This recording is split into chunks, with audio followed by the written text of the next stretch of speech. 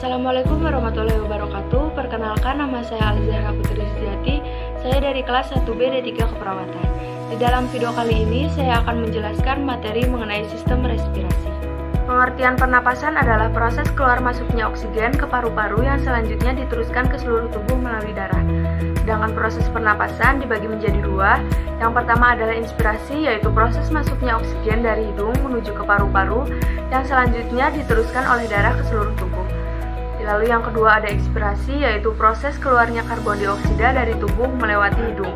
Selanjutnya organ pada sistem respirasi pada manusia. Organ yang terlibat dalam proses respirasi yaitu ada hidung, faring, laring, trakea, bronkus, dan paru-paru. Selanjutnya mekanisme inspirasi, otot-otot interkostal berkontraksi akibatnya tulang rusuk terangkat. Kontraksi otot interkostal diikuti oleh kontraksi otot diafragma. Akibat kontraksi kedua otot ini, rongga dada menjadi membesar. Rongga dada yang bertambah besar menyebabkan tekanan udara di paru-paru menjadi kecil. Akibatnya, udara masuk ke dalam paru-paru. Mekanisme ekspirasi. Otot-otot interkostal berelaksasi akibatnya tulang rusuk turun. Relaksasi otot interkostal diikuti oleh berelaksasinya otot diafragma. Akibat relaksasi kedua otot ini, rongga dada menjadi mengecil. Rongga dada yang mengecil menyebabkan tekanan di paru-paru menjadi besar. Akibatnya, udara keluar dari paru-paru menuju ke lingkungan. Nah, selanjutnya ini merupakan bagian paru-paru manusia. Selanjutnya alat pernapasan hidung. Terdapat saraf penciuman dan pembau, terdiri dari dua lubang yaitu kanan dan kiri yang dibatasi oleh sekat hidung. Di dalam rongga hidung berhubungan dengan rongga mulut. Fungsinya yaitu menghangatkan, melembabkan, dan menyaring udara. Terdapat rambut halus dan selaput lendir yang berfungsi untuk menyaring udara yang masuk dan mengeluarkan partikel-partikel. Lalu yang kedua ada alat pernapasan faring. Terletak di bagian belakang rongga hidung, lanjutan dari saluran hidung yang meneruskan udara menuju ke laring. Yang ketiga ada alat pernapasan laring atau pangkal tenggorokan. Terdiri dari lempengan tulang rawan, bagian dalam dindingnya digerakkan oleh otot, menutup gloria, lubang atau celah yang menghubungkan antara faring dan trakea. Terdapat selaput suara yang bergetar jika dilalui udara. Memiliki katup yang dinamakan dengan epiglottis, selalu terbuka dan menutup jika ada makanan yang masuk ke kerongkongan. Lalu selanjutnya ada alat pernapasan trakea atau batang tenggorokan, tersusun dari cincin tulang rawan, terletak di depan kerongkongan, berbentuk pipa. Bagian dalam cincin dilapisi oleh selaput lendir, sel epitel silindris bersilia yang berfungsi untuk menahan debu kotoran dalam udara agar tidak masuk ke paru-paru. Selanjutnya ada alat pernapasan bronkus atau cabang batang tenggorokan.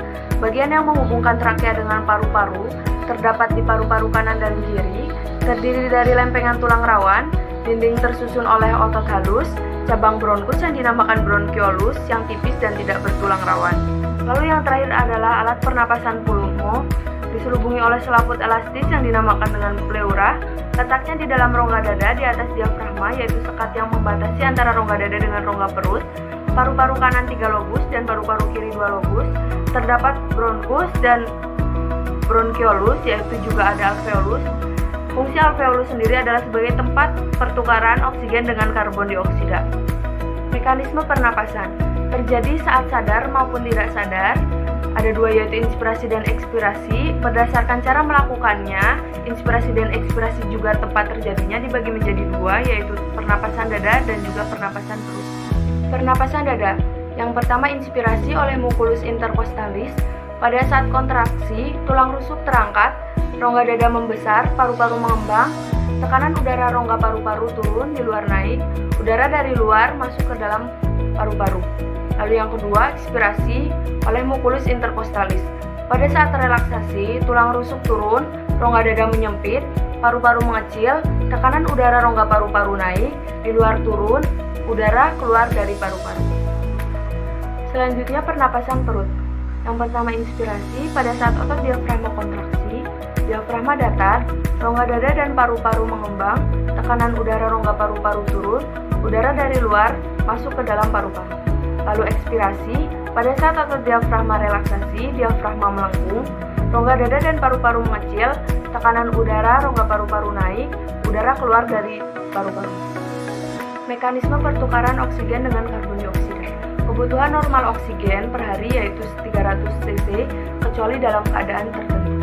Difusi sederhana yaitu gerakan molekul-molekul secara bebas melalui membran sel dari konsentrasi tekanan tinggi ke konsentrasi tekanan rendah di alveolus dan di sel jaringan tubuh. Lalu selanjutnya pertukaran gas oksigen dan karbon dioksida. Yang pertama A. Pengikatan oksigen.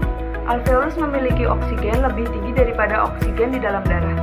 Oksigen masuk ke dalam darah, oksigen sebagian besar yaitu 98% diikat oleh hemoglobin yang terdapat di eritrosit menjadi oksihemoglobin atau HbO2.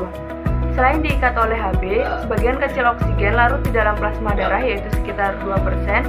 Setelah berada di dalam darah, oksigen kemudian masuk ke jantung melalui vena pulmonalis untuk diedarkan ke seluruh tubuh yang membutuhkan. Pengeluaran karbon dioksida.